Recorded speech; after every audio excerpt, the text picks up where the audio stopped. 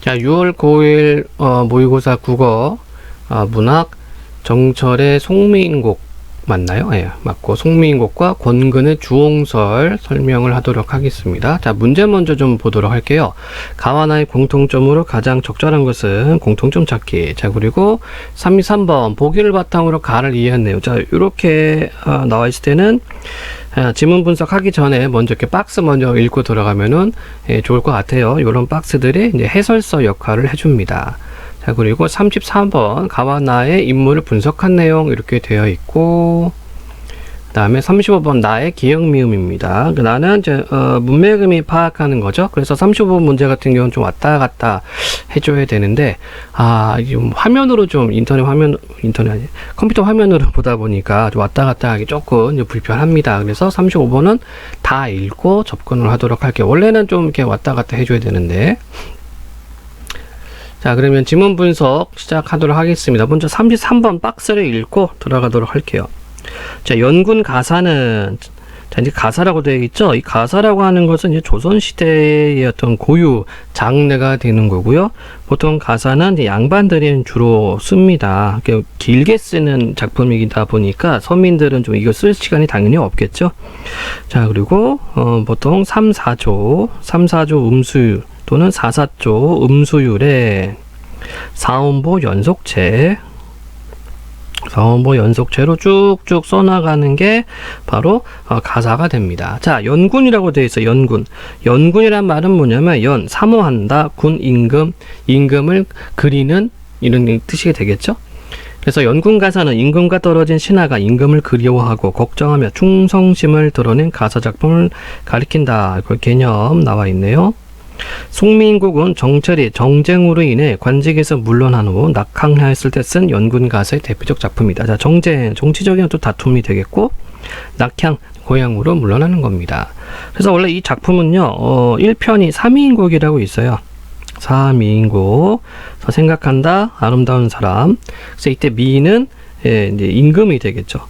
미인 임금이 되는 거고, 송미인곡은 삼위인곡의 속편. 이제 2편이라는 얘기가 되겠습니다. 그래서 어떤 간략하게 좀 언급을 하자면 이 작품은요, 그러니까 여성화자를 등장시켜요. 여성화자를 등장을 시켜서 이 여성화자가 임을 그리워하는 그런 마음을 드러내는 방식입니다. 자, 그리고 이 송미인곡 같은 경우에는 이제 감녀와 을려의 어떤 그 대화 형태로 이루어지고요. 을려가 주인공이라고 생각하면 돼요. 아까 주된 정서를 표현하는 화자는 을려가 되는 거고, 감녀인 경우에는 그 이야기를 계속 이끌어가게끔 그리고 좀 위로를 해주는 그런 역할을 합니다.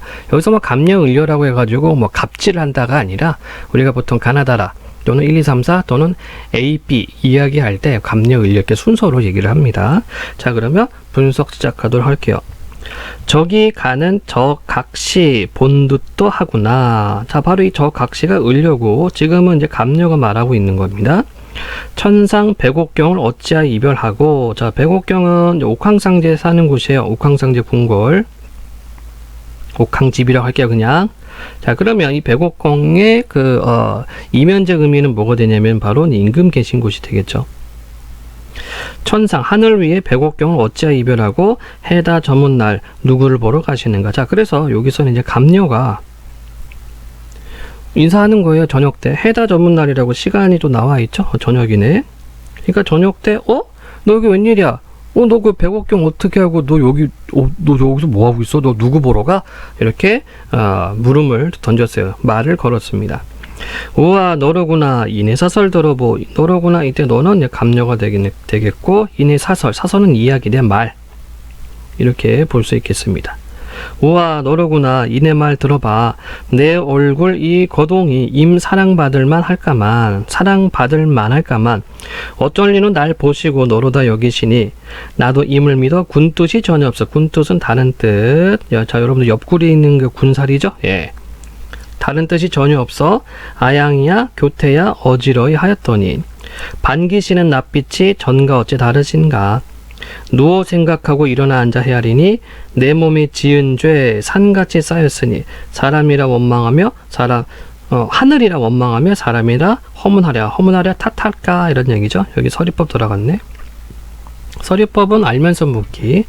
자, 요렇게 이제 썰을 풀어내는 겁니다. 자, 저녁 때 뭐 이렇게 임가 헤어져 가지고 저녁 때 막 허청허청 이렇게 막 이러고 있는데 감녀가 갑자기 너 여기 웬일이야?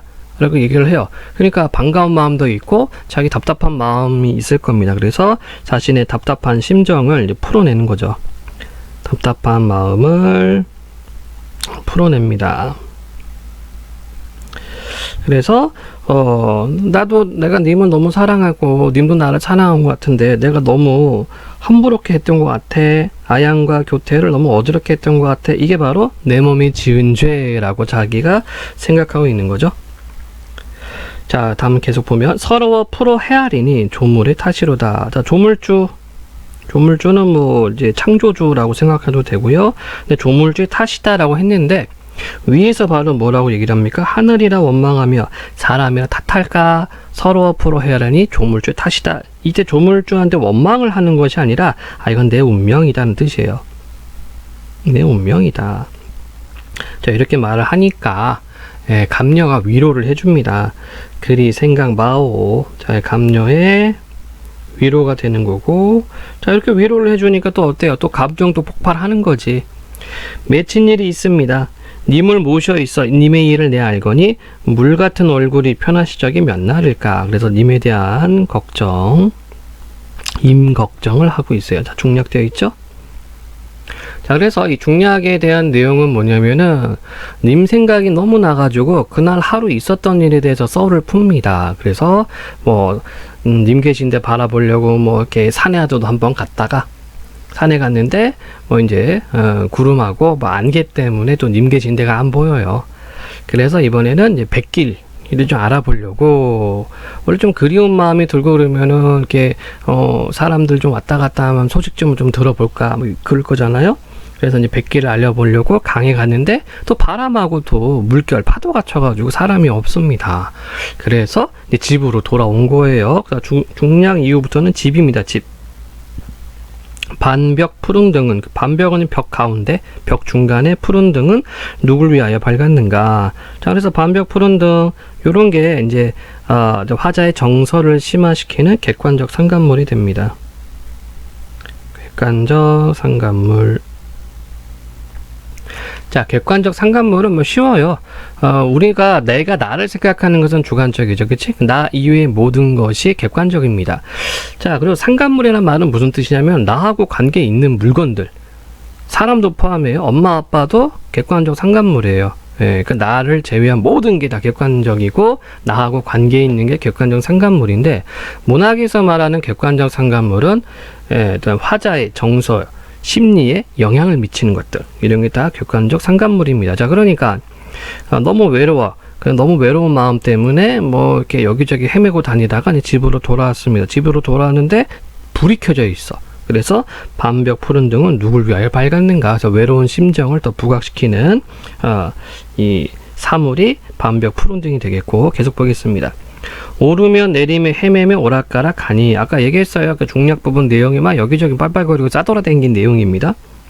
어느덧 힘이 다해 풋잠을 잠깐 드니 정성이 지극하여 꿈의 님을 보니. 자, 꿈이라고 하는 것이 어떤 그 갈등을 해소해주는 역할이기도 하면서 더 심화시키는 역할이기도 하죠. 옷 같은 얼굴이 반 넘게 늙었구나. 자, 옷 같은 얼굴은 실제 님과 있었을 때, 님과 함께 할 때의 얼굴이 되겠죠. 그쵸? 근데 반 넘게 늙었다는 것은 꿈에서 본, 여기 잘 써주지도 않네. 꿈에 본 님이 되겠죠.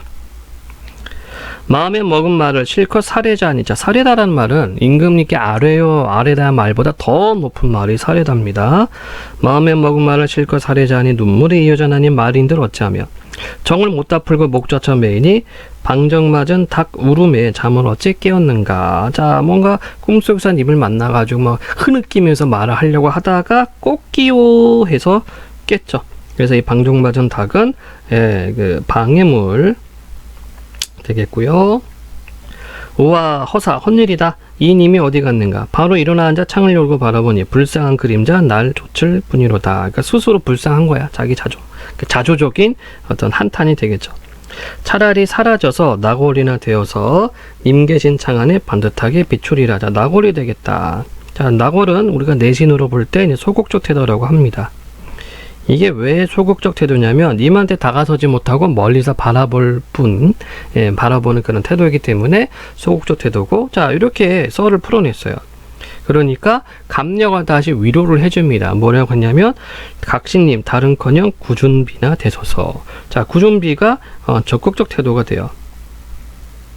왜냐하면 비는 하늘에서 땅으로 떨어지죠. 그래서 다가설 수 있는 그런 적극적인 행위, 태도를 구준비로 표현합니다. 그렇기 때문에 나골과 구준비는 대비가 되고 있네요. 자, 아까 말했다시피 맨 끝에는 갑에 을려, 감녀의 위로, 이렇게 되겠습니다. 자, 그러면 33번 문제, 적절하지 않은 것을 찾으면 되겠네요. 자, 1번 천상 백옥경은 화자가 임가 지냈던 곳으로 임금이 있는 궁궐에 대응받고, 내 몸에 지은 죄가 조물의 탓이라는 화자의 한탄을 통해 작가가 자신을 관직에서 물러나게 한 사람들을 원망한다? 아니죠. 자, 왜 아닙니까? 아까 어딨냐? 자, 바로 요 부분이죠.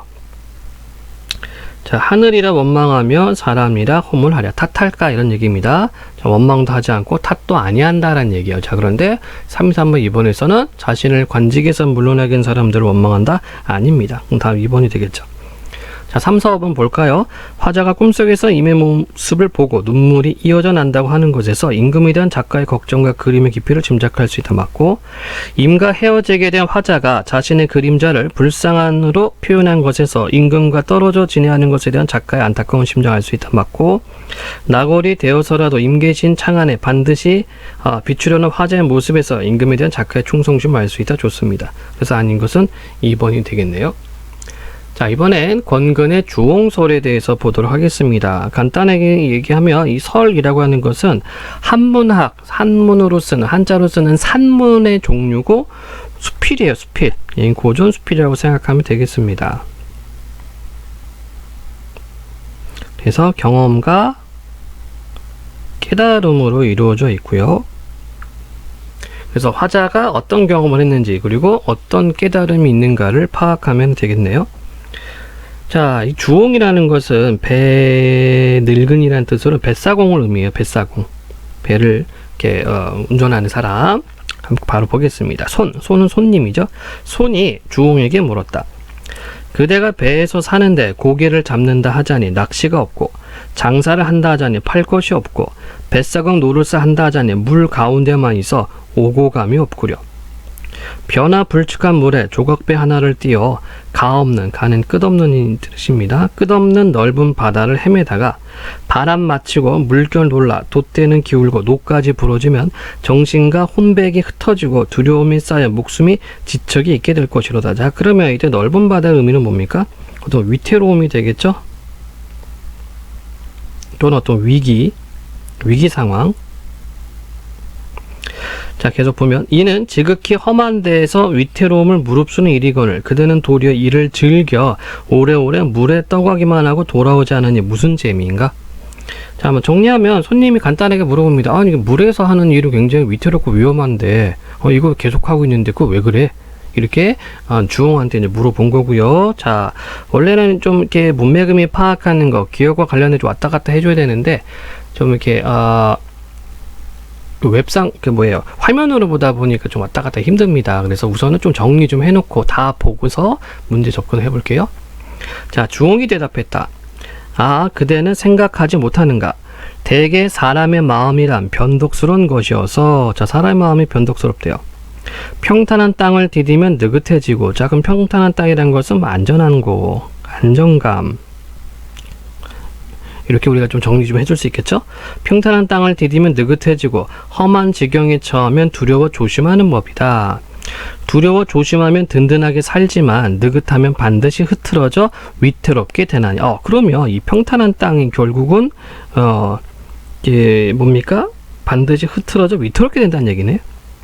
내 차라리 위험을 딛고서 항상 조심할지언정 편안한데 살아 스스로 쓸모없게 되지 않으려 한다. 자, 그러면 주홍이 뭐라고 얘기했습니까? 평탄한 데 있으면 오히려 마음이 나태해지니까 더 위태로워질 수가 있다. 나는 이렇게 흔들리는 곳에 살아야지 항상 조심하니까 그게 더 낫다. 이런 발상을 하고 있어요. 자, 하물며 내 배는 정해진 꼴이 없이 떠도는 것이니 혹시 무게가 한쪽에 치우치면 그 모습이 반드시 기울어지게 된다. 왼쪽으로도 오른쪽으로도 기울지 않고 무겁지도 가볍지도 않게끔 내가 배 한가운데에서 평형을 잡아야만 기울어지지도 뒤집혀지지도 않아 내 배의 평온을 지킬 수 있다. 비록 풍랑이 거세게 인다 한들, 자, 풍랑, 자, 위태롭게 하는 요인이죠. 위험 요인. 풍랑이 거세게 인다 한들, 풍랑은 바람과 파도예요. 편안한 내 마음을 어찌 흔들 수 있겠는가? 서리법이 있고, 또 무릇 인간 세상이란 한 거대한 물결이요. 자, 은유법도 들어갔네요. 인심, 사람의 마음이라 한바탕 큰 바람이니, 큰 바람, 막 이렇게 사람의 마음은 이리저리 휩쓸린다는 얘기죠. 하잘것없는 내 한 몸이 아득한 그 가운데 떴다 잠겼다는 것보다는 오히려 한입 조각배로 만리의 부슬비 속에 떠 있는 것이 낫지 않은가? 역시 서리법. 자, 그럼 한입 조각배는 뭡니까? 위태로운 상황이란 얘기죠. 자, 그런데 내가 내가 조종하고 조절할 수 있는 그런 상황이란 얘기입니다. 내가 배에서 살면서 세상 사람을 보니 안전한 때는 후한을 생각지 못하고 욕심을 부리느라 나중을 돌보지 못하다가 마침내는 빠지고 뒤집혀 죽는 자가 많다. 그대는 어찌 이를 두려워하지 않고 도리어 나를 위태롭다 하는가? 이렇게 되어 있죠. 자, 그래서 나는 오히려 이렇게 위험한 상황, 좀 배 위에 사는 게 낫다. 그래야지 내가 나를 뒤돌아보고 되돌아보고 반성할 수 있고 균형을 잡을 수 있다. 뭐 이런 의미로 우리가 볼 수 있겠죠. 자, 그럼 32번 문제 한번 보도록 하겠습니다. 가와 나의 공통점으로 가장 적절한 것은 1번. 서리적 표현을 활용한 의미를 강조했다. 자, 서리적 표현 우리가 방금 여기도 있었고 가에서 있었고 나 있었죠? 자, 가도 서리적 표현 이쪽에 있었습니다. 그럼 1번이 맞는 거네. 있으면 있는 거예요, 여러분들. 자, 나머지 한번 봅시다. 점층적 방식을 활용하여. 자, 점층 방식은 뭐냐면은 강도나 정도를 점점점 세게 하는 거예요. 또는 범위를 점점점 크게 늘려가는 것을 점층이라고 합니다. 반대가 점강이라고 그래요. 점강. 이때 강은 뭐 강하다의 강이 아니라 하강입니다. 하강. 그래서 강도나 정도가 점점점 축소되는 것. 이거를 점강법이라고 하고 점층법은 점점 세게 하는 겁니다. 자, 그런데 가와 나에는 점층법이 없어요. 3번. 다양한 감각적 심상을 사용하여 대상을 예찬. 자, 지금 우리가 주홍소를 봤지만 대상 예찬하고는 관계가 없고 반어적 진술을 통해 대상에 대한 태도를 드러내고 있다. 자, 주홍소에 반어법 없습니다. 명령적 어조를 통해 현실에 대한 비판의식. 자, 역시 주홍솔도 명령하는 말투가 아니었죠. 그럼 답은 1번이 되겠네요. 자, 33번 했고 34번입니다. 다음은 수업의 일부다. 선생님 설명에 따라 가와 나의 인물을 분석한 내용으로 적절하지 않은 것은. 자, 시나 수필을 창작할 때 주제의식을 효과적으로 표현하기 위해 인물 간의 대화로 작품을 구성하기도 합니다. 그렇죠? 가에서는 감녀와 을녀, 나에서는 손님과 주옹. 이 경우 인물들은 중심 인물과 주변 인물로 나누어 볼 수 있는데 중심 인물은 대화를 주도하며 작가 의식을 대변하는 역할을 합니다. 자, 그러면 가에서의 중심 인물은 누구였어요? 을녀. 나에서의 중심 인물은 주옹입니다. 주변 인물은 중심 인물의 말을 이끌어내거나 중심 인물을 위로하고 대안을 제시하는 보조적 인물. 중심 인물과 대립하면서 중심 인물에게 문제 제기를 하는 대립적 인물로 나눌 수 있습니다. 자, 그러면 을녀는 보조적 인물이죠. 왜? 중심 인물을 위로했기 때문에. 그러면 주홍에서 나오는 그 손님은 어떤 인물이 되겠습니까? 바로 대립적 인물이 되겠다. 그죠? 문제 제기를 했죠. 그치? 자, 봅시다. 먼저 가, 인물 각시와 너가 있고요. 각시, 특징적 파라, 내 사설 들어보. 인물 유형 중심을 맞죠? 인물의 역할, 대화를 주도한다 맞고. 그다음 너, 이거 을녀가 되겠죠? 누굴 보러 가시는가? 인물 유형 주변 인물 맞고, 중심 인물의 말을 이끌어낸다 맞고요. 그리 생각 마오, 주변 인물 맞고요. 중심 대립이 아니라 위로죠, 위로. 2번이 틀렸네. 그럼 2번이 답이 되겠네요. 나머지 보겠습니다. 3번 구준비나 대서서 주변 인물 맞고 대안 제시 맞고요. 그 다음에 나의 주옹, 그대는 어찌 이를 두려워하지 않고 도리어 나를 위태롭다 하는가? 중심 인물 맞고 작가식 드러내고요. 자, 손님, 그대는 도리어 이를 즐겨 오래 물에 떠가기만 하고 돌아오지 않으니 무슨 재미인가. 주변임을 맞고 문제 제기했고요. 그래서 아닌 것은 2번. 자, 이번에는 35번이 되겠죠. 자, 문맥음이 파. 원래는 좀 왔다 갔다 해줘야 되는데 좀 화면을 좀 넘기기 좀 껄끄러워서 전체 읽고 들어왔습니다. 자, 기억. 변화 불특정한 특성을 가진 곳으로 세상 사람들을 위험하다 생각한 공간. 배 위가 되겠죠. 맞는 설명. 니은 주홍이 사는 것과 대비되는 장소. 아마 평탄한 장소였을 거예요. 세상 사람들이 안전하다고 생각하는 공간 맞네요. 디귿 조각배의 돛대를 기울게 하고 노를 부러뜨릴 수 있는 바람과 물결로 주홍이 위태로움을 느끼는 외적 요인이다. 자, 앞부분까지는 맞아요. 앞부분까지는 맞는데 주홍이 위태로움을 느낀다? 주홍은 이것을 위태로움을 하고 생각하지 않습니다. 그쵸? 그러니까 일반 사람들이 일반인 사람들 생각할 때, 보통 사람 생각할 때 위태로움을 하지만 주홍은 오히려 그 안에서 자신의 어떤 균형을 잡아가면서 자기를 되돌아본다고 얘기를 했어요.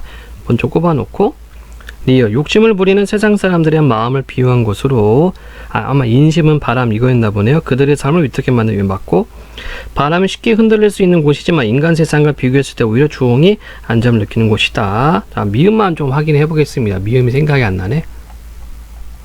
나와라 미음. 한입 조각배. 그렇죠?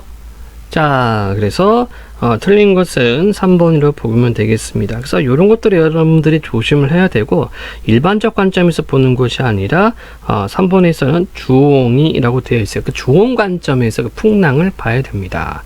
그러니까 주홍은 배 위에서 물결이 흔들리는 것을 위태롭다고 생각하지를 않습니다. 예. 그래서 답 3번 되겠네요. 자, 이렇게 해서 송미인곡과 그 다음에 주홍소리와 관련된 문제 풀이를 했습니다.